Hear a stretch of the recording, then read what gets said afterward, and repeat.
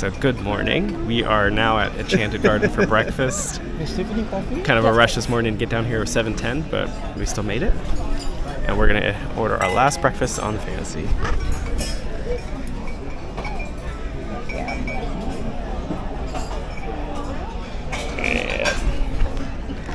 So I'll show you what I end up getting, but it's pretty standard fare breakfast. There's some leftover right here.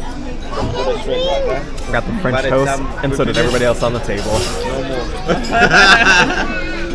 They're all gone.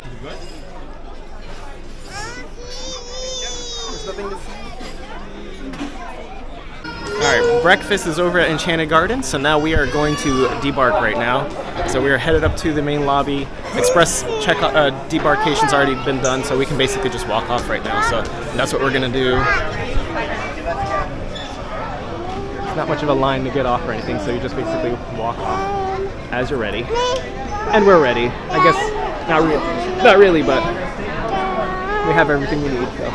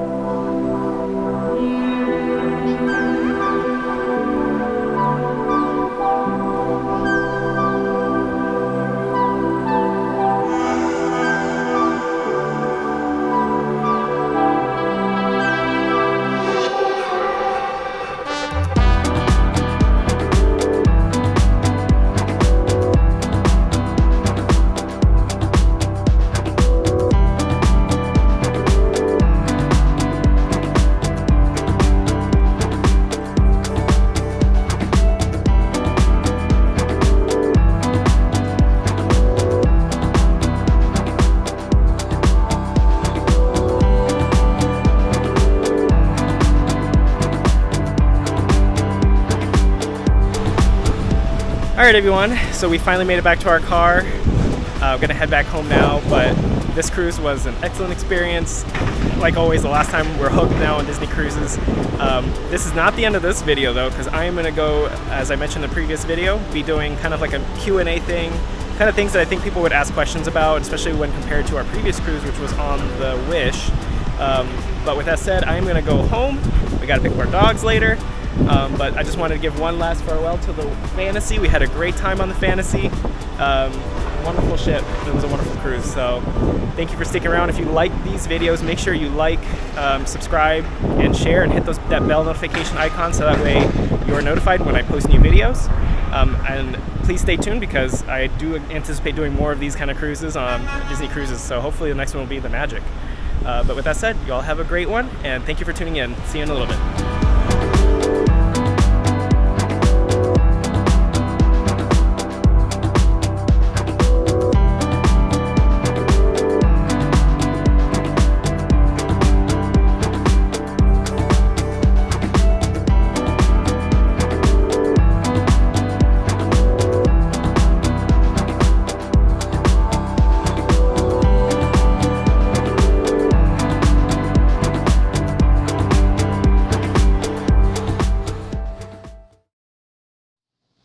Hello and welcome to part 2 of this video.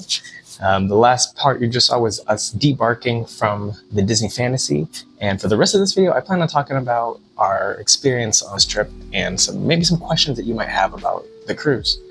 I want to start with why we chose this cruise, some back history on this. We actually had never gone on a cruise up until last December was our first cruise on the Disney Wish. Before that, we never really even considered going on a cruise, and if we ever did, our conversations always went, we would probably choose a Disney cruise, but we always had thought that it would be too expensive to book. So after giving it some thought, though, we decided we were going to do a Disney cruise, but we chose a 3-day cruise because we have young children and we weren't sure how they would handle a longer cruise. So we stuck with a 3-day cruise. We had a blast on that one, and while we were on that cruise, we were already planning for our next one. So next I want to talk about why we chose this itinerary, and specifically this itinerary we picked because we didn't care so much where we were going, we were just wanting to go on a Disney cruise. But this one has 2 specific stops, one at Tortola and the other one at St. Thomas. This itinerary really didn't matter as much to us because we weren't really planning on debarking at any of the stops. With our 2 young kids again, we thought it would be just too much to try. If we could, we might try, but we ended up not doing it. We ended up staying on the ship except for Castaway Cay, which is one of the things we were looking forward to the most, especially from our last cruise. After having gone on the Wish for a 3-day cruise, we thought that was a bit too short of a cruise. We hadn't had time to even explore that ship. So when we were looking for our next cruise, we decided we wanted to go on something longer than 3 days. I looked between a 4, 5, and 7-day trip. And when I found the 7-day Disney Fantasy cruise, I thought it was actually a better deal, when you break it down on a per day basis. So we decided to book the 7-day cruise on the Disney Fantasy. All right, so now let's get into some of my favorite things about the Disney Fantasy. And I will probably be comparing a little bit to the Wish too. But to start with, some of my favorite things about the Disney Fantasy and this whole cruise in general is the food. The food was great on the Wish, and it was no different on the Fantasy. We all enjoyed it. The kids enjoyed it. There's plenty of options. We didn't even do the adult dining in Palo or Remy's, but we enjoyed every option that was available to us. And also the dining on Castaway Cay at Cookie's Barbecue is also excellent. So overall, we enjoyed our dining experiences. The pool deck food is pretty good. And there's always an option. In addition to the dining, one thing I would like to mention is that out of the Wish and the Fantasy, one of my favorite dining areas actually on the Wish was actually the Arendelle dinner experience, because that was an actual live show. And so the seating on the Wish is actually pretty entertaining because you have a central stage where all the characters dance and sing, and the characters do circulate throughout the restaurant. And that is actually a wonderful experience. Not saying that I didn't enjoy the ones on the Fantasy though, because Animator's Palette, whether you experience it with Crush or you do the drawing, that was a definite experience as well. I really enjoyed the Animator's Palette, I think the most on the Fantasy. But overall, again, the dining experiences on both ships are pretty fun. Another thing that we really looked forward to specifically about the Fantasy were some of the different entertainment options that were available on board. And one of those was the miniature golfing experience. We really enjoyed miniature golfing. Our kids have never done it before, so this was actually their first opportunity to miniature golf on the ship. And it's actually a really fun course. It's really nicely themed. It's Goofy and Max's mini golf, essentially. And so they have 2 different tracks that you could try to take. They have a Goofy track that you can try to golf on. It's a little more difficult, a lot of banking shots. Or you can do the Max, which is supposed to be more for the kids, a little bit easier, more direct to the hole. But overall, it wraps around the whole backside of the ship. And it's a really fun course. We've actually done it twice while we're on that ship, and I've walked back there several times because also that back area is also a good place to get a nice view, essentially. So especially when you're in port, basically a wraparound view of wherever you're at. Another one of my favorite things about the Disney Fantasy is how it's laid out. It's different than the Wish, where the Wish has a lot of adult areas kind of just interspersed throughout the ship, which isn't bad. But the Fantasy has exclusive areas, in the forward part of the ship on the 12th, 13th deck, and the 11th deck as well, the Quiet Cove area. Those are all adult exclusive areas. So if you're looking for some place to kind of have some alone time or somewhere where there's no kids, those are the kind of good areas to go to. I really enjoyed the 13th deck, which is the forward part of the ship, because that too also has excellent views. It's basically a wraparound area, and they have an adult pool there as well. So another thing I want to talk about is the shopping on the Fantasy. The shopping on the Fantasy is that it's a different experience, at least if you're not used to going shopping on cruises. You pay with your Key to the World card, which is linked to your credit cards. And once you hit a $500 balance, it usually then charges to your card. So as long as you spend under that limit, it won't charge to your card and you can go in and pay however you want. But if you have a card that's linked to your account, it's going to charge it to that card, that method of payment. But I did want to show you guys some of the things we bought while on the cruise, some of the things at least I have with me right now. One of my favorite things that I ended up getting was this picture. I don't know if you can see it here. I'll probably give you a better shot of it, but this picture is very similar to what is in the rooms, in the staterooms of each room. The ones in the staterooms have the Magic, Wonder, the Dream, and the Fantasy on there, but this one was on sale, and this one includes also the Wish on there. So who knows if they add one for the Treasure once that's added to their fleet. But I really enjoy this, and I plan on framing it and putting it up somewhere in this room here, because I really enjoy it. I like the art style of it. While we're on the Fantasy also, it's kind of like shop till you drop, but I bought some shirts. I just wanted to show this off. This is actually one that I bought during the Christmas cruise, because the one on the Wish was a Maritime Christmas cruise. So this is my Maritime Christmas cruise shirt. But I also came away with this one. It's kind of a tropical themed shirt from on the Fantasy. Nothing on the back, it's just on the front. It's Disney Cruise Line, but it's Mickey's outline. I also enjoyed this one too, because the front's pretty understated. It says Disney Cruise Line on there. And on the back says Another Day in Paradise.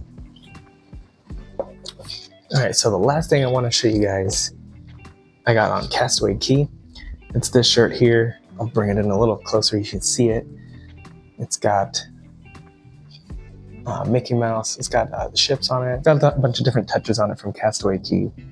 But these shirts are hard to get. If you're looking for a specific size, and you know they run out pretty quickly, I would suggest get on the island as early as you can and head on over to the shops, because this shirt and some of the sizes was sold out by the time we got there. Around 11 o'clock, an hour later, some of them were already sold out. I got my daughter a dress like this as well. I wanted to get a shirt like this for my son too, but his size was sold out. So, but got the shirt as well, and I really like it. We also did end up getting some other things too. My wife got a phone holder that looks like a lounge chair. It's got the Disney Cruise Line logo on it. And we also did get some toys for the kids here. I got some of them back there. We got a cruise ship, and we got Mickey and the gang, and a copy of the Disney Fantasy there. And they enjoyed playing with it. I had to get the other cruise ship because my son at one point was getting jealous that my daughter got all these toys. So got him a little cruise ship, and he was happy with that. So the next thing I do want to talk about is our stateroom. Our stateroom was on the 7th deck forward, and it was an ocean view room. So for the last cruise and also for this cruise, I booked it as like a guarantee stateroom, but not a specific stateroom. It's a little cheaper to do it that way, but you do obviously have no choice of where they're going to put you. When we were on the Wish back in December, we did a veranda guarantee, and we were basically on the 6th deck, all the way in the back of the ship. It was a great room. There was nothing wrong with it. I know there's some people have preferences whether they're aft, midship, or forward. But for us, we didn't really have any issues. We were in the aft part of the ship. This time we were in the forward part of the ship. And again, we didn't really have any issues there as well, as a whole in our family. But this time we did the ocean view. This was a little bit cheaper to do it that route, but we did do the guarantee. So the stateroom we had though, had a nice large window. We were very hopeful we can get that stateroom because there are some that have smaller windows, but the one we had was a nice big window where you can sit in it and you had a nice view. So I feel like we really lucked out on this cruise. I do miss having the veranda. It's nice to sit out there and just enjoy the view and feel the ocean breezes coming in as you're sailing across the ocean. But it is a little cheaper to do the ocean view, and so if you don't mind not having that, I would suggest doing an ocean view because at least you have a view out. Additionally, I would say if you're doing a shorter cruise, it's probably better to do an ocean view or even an interior room, because if you're only going to be there for 3 days, I don't really know how much time you're actually going to spend out on your deck. At least for us, we would have a lot of time to do that because we had to tend to the kids and get them ready for bed. So occasionally I would go out in the veranda, but I feel like I would probably benefit more from having a veranda on a longer cruise. So maybe on a future cruise, we'll book a veranda for a longer cruise because I can see myself using that a little bit more often. But all in all, I really enjoyed the room. I had no complaints about it whatsoever. The location was fine. Honestly, if you're looking to just get on the cruise, I would even take an interior room just to get it on a Disney cruise. But we had a great time nonetheless. So this next part of this video, I do want to talk about some questions that I've seen in my comments and put those questions out there because I'm sure a lot of people are also asking these same questions. One question I got from Samantha Molitor, she asked if I felt like there was enough to keep our young kids entertained on the ship without being sent to the kids clubs. And I responded to her that, yeah, I believe there's plenty to do for the young kids without sending them. We never sent our kids to the Oceaneers Club or the It's a Small World nursery. We kept them with us. For starters, for It's a Small World, you have to be at least 3 years of age. I have no doubt that she would really enjoy it, especially with the counselors they have there. They seem like they're very well trained. But as a whole, we kind of kept her with us just because we felt more comfortable to keep her with us. As for my son, we didn't want to leave him in the It's a Small World nursery, especially if we weren't going to leave my daughter. If we were planning on doing something, just my wife and I, we would probably consider leaving him in the nursery and sending her to the Oceaneers Club. And we may do that on our next cruise. But for this cruise, we felt like we didn't really need to. There was still plenty of things to do for us on this cruise. From miniature golfing to character meet and greets. I feel like there's one every hour on the ship. A lot of different experiences. They even have the midship detective agency, which I didn't get to do with my kids. I ended up doing that by myself, but those are some things you can do even with the young children. So yeah, I think there's plenty to do on the ship with the kids on there. So another question I got was from Nick Does DGI, and he asks how busy or full I would say the ship was. And I would say the ship was actually pretty full. This was Mother's Day weekend when we went. Started on Sunday on Mother's Day, well, Saturday on Mother's Day weekend. That was pretty full. I'm pretty sure it was at capacity. But despite that, it didn't feel like it was too full, and I didn't find it unenjoyable with the amount of people that are on the ship. I will say that first maybe day or two on the ship, the pools were definitely more full, and the kids areas like the Nemo's Reef were pretty full. But after day 3, 4, and 5, those areas didn't feel as crowded. There definitely was less people, more spread out probably. The ship probably can absorb more people. It's just everybody was anxious to get into the pools and ride the slides and go into the splash pads. But again, it was pretty full. If you're somebody who doesn't like crowds, I would avoid the pools or the splash pads, maybe on those first day or two, or maybe going off hours when people are eating during meal times. And definitely towards the evening, it was a little less crowded, but the peak hours, from 11 o'clock to 2 or 3 o'clock in the afternoon, it was definitely pretty full, especially those 2 main pools in the main deck. Despite that, though, I will say there is a slide on that main pool deck, the Mickey slide, and the line for that wasn't too bad. It's only for kids. There's a height range. I forget what the height range is. I know it starts at 38, and I forget what it caps at, but the line for that was not too bad, even if it was a full, busy day. My daughter went on it several times, so that's a nice part of that. And it's even better on later days when it's not as crowded. So, but yeah. And then again, there's other things you can do if you're not looking to do the pools. There's the miniature golfing. There's a lot of things to explore throughout the whole ship. So the ship can absorb a number of people on there. But if you don't like crowds, again, avoid the pools on those first couple days. If you're on a longer cruise by day 6, day 5, day 6, those pools aren't as crowded during certain hours, and it's a little more spread out. So but that's one suggestion I have. So another question I got, which actually I just got right now as I'm recording this, was from DAP Duo's Legacy. And they asked what my filming equipment was for this cruise and whether you can bring cameras on the aqueduct. And obviously I would like to say yes, because I was able to.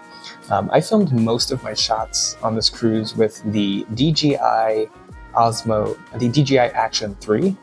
It's similar to a GoPro Hero 11. Got pretty good reviews. The only thing I would say is I didn't have, and I probably could have used, a wind muff on there because there's a lot of wind noise when you're on the top decks. Could have bought one of those cheap little wind muffs on Amazon. And if you're looking to do something similar, maybe look into it for yourself. They have sticky wind muffs you can stick onto the mic hole on your cameras. Hindsight, I wish I would have done that. I would have probably cut down on a ton of the wind noise and experience, but it's a great little action camera, does excellent during the daylight. I did use the couple different features on that camera. There's a very wide angle field of view, regular wide angle field of view, and then there's also a D-warp field of view, so that way you can kind of get a standard image without all the warping on the edges. The camera is a 4K, can shoot up to 120 frames per second. I shot the entirety of the cruise at 4K 60, although in the video that you can see on my channel, in DaVinci Resolve, I put it down to 24 frames per second for like the third or fourth videos and onward because I felt like I gave it more of a cinematic feel. But I do enjoy watching back the video at 60 frames per second. So the camera is waterproof. So that is what I used on the Aqueduct. So if you're looking to record while you're on Aqueduct, one of the rules is that it has to be attached to you essentially. So what I ended up doing, it was purchasing a wrist strap that has a mount for a GoPro or an action camera essentially.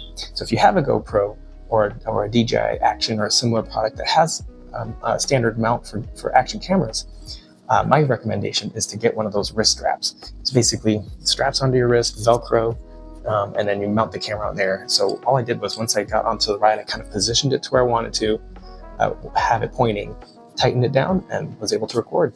For other parts of the ship, I also recorded with my cell phone. I have a OnePlus 9 Pro. It does pretty good video footage, except that occasionally the stabilization on my phone tends to have it has a bug or something where it just jitters and jumps around. So I don't use it that much. Occasionally I did film a couple things and I had to basically waste that footage because my image was choppy because of the image stabilization. So I did rely a lot on my action camera to shoot a lot of the footage. But I will say the downside to the action camera is if you're shooting in a lower light area, so like not outside the ship, like on the inside of the ship in dimly lit areas, there is a lot of noise in the image and the image quality does decrease. So to kind of correct that, I also have the Topaz AI video AI program on my computer. And what that allows me to do is I upload the images to it and I set some of the settings on there and it cleans up the image, cleans up some of the noise and the grain from the high ISO. Essentially, if you don't know what that is, that's just the compensation for light to make the images look brighter, but you get that grainy look. So using the Topaz AI video AI program helps me kind of clean up the images and made it look better. So if you compare my first couple videos on the cruise to some of the later ones after I figured out how to use the application, it was markedly improved in the image quality. So those are some things I did for filming. I also did bring around my camera that I'm filming with right now, which is a Panasonic Lumix GX85, which is a micro four thirds camera. I didn't really use it that much though. It doesn't have the best image stabilization, whereas the DJI Osmo Action 3 has excellent image stabilization. I didn't even use a gimbal for that. But this camera I would have to use a gimbal for, and it was just cumbersome, so I really didn't use it all that much. It was pretty convenient to shoot on my action camera. So all in all, I would suggest if you have a nice action camera, something from GoPro or DJI, I would suggest shooting most of your stuff on there. Kind of assess your needs and what you think you're going to be shooting and what the purpose is. If you're planning on doing action things, action camera for sure. Going in the ocean, action camera. If you're planning on shooting more cinematic, slower tour kind of videos, maybe consider using a standard camera like a micro four thirds or a DSLR camera to shoot those. Or even your cell phone. If your cell phone's not buggy like mine, you can probably capture some good images on your cell phone. I even brought my gimbal with my phone and I did take a couple shots on the ship with that. And overall it came out pretty good. So this next part of the video, I want to discuss kind of our future plans. So as I've alluded to, probably in my cruise videos and some of the other subsequent videos and comments too, if you check my comments, we are actually going on another cruise. Coming up soon, real soon actually, we're going on the Disney Magic for the Halloween on the High Seas. We're going to be doing a 4-night cruise out of Miami on the Disney Magic. So we're really excited about that. The kids are super excited about that as well. We had, while we were on the ship, looked at different future cruises. I was too anxious. And one of the things you can do when you're on a Disney cruise is pre-book or put a reservation down. It's $250 when you're on the ship, and that goes towards your future reservation. And for that cruise, it's another YouTube channel that I follow called Hoffman Happy Travel. I can't ever get it. I'll put it in the comments, but I definitely will make sure I put a link in the description. I use their services to book our cruise on this coming cruise, and it was a cinch. Didn't have to worry about anything. They linked our reservation, applied any Disney gift cards we had, any Disney reward points we had to that cruise, and it was booked. So we are going very soon. So make sure you are looking out for that. Disney Magic, Halloween on the High Seas. So that's something to look forward to, and we're really excited for that. So beyond that, really, we don't know. We don't have any set plans for when we'll go on our next cruise. all I can say is that it might be late next year when we finally go on another Disney cruise. And ultimately, I don't know what it would be. I would really like to get onto the Wish again. I would love to do a longer Wish cruise, but the only other longer Wish cruise would be the 4-day cruise. So we'll see. We'll see what happens once the Treasure comes. Once the Treasure joins the fleet, if we'll do another Wish cruise, maybe we'll even get on the Treasure and film that. I'd really love to do that, but we'll see. I know that might be more expensive and difficult to do. But yeah, ultimately, I would love to do another Disney cruise. I'm really looking forward to it. We were hooked since our first trip, and really, what I also look forward to is the possibility of going to Lighthouse Point. So that is something to look forward to as well. So in the future, who knows, we may do Castaway Cay again. I just want to get on the ship again, and I really enjoyed it. So I hope you guys enjoyed this cruise too. If you really did, make sure you give me a like down below, just to let me know that you enjoyed these videos. And also consider subscribing to my channel. I plan on doing, again, more cruise videos. I do theme park videos. I live in Orlando, so there's a lot of entertainment. We are one of the top travel destinations in the United States, and there's so much to see. And I plan on hitting some of these local attractions as well. Not just the big places, but some of the smaller places, and giving you some ideas and tips on places to go if you're in town. Additionally, if you have anything you want to share, please drop me a comment. I enjoy reading them. I really like replying to them. Each comment to me is special because it shows that people actually care about what I make. And if you're one of those and you want to, make sure you drop me a comment down below and I will get back to you. I enjoy chatting with you guys. So, all right, so I think that's all I have for this one, guys. If you really enjoyed this, again, make sure you like and subscribe. I plan on doing this again after our next cruise. But if you have questions that you think you want to know, make sure you hit me in the comments and ask me. And I probably will use those in my next video for the next cruise. So make sure you give me those comments so I can share my experiences. But again, I'll catch you guys in the next one. I appreciate you watching this one, and have a good evening.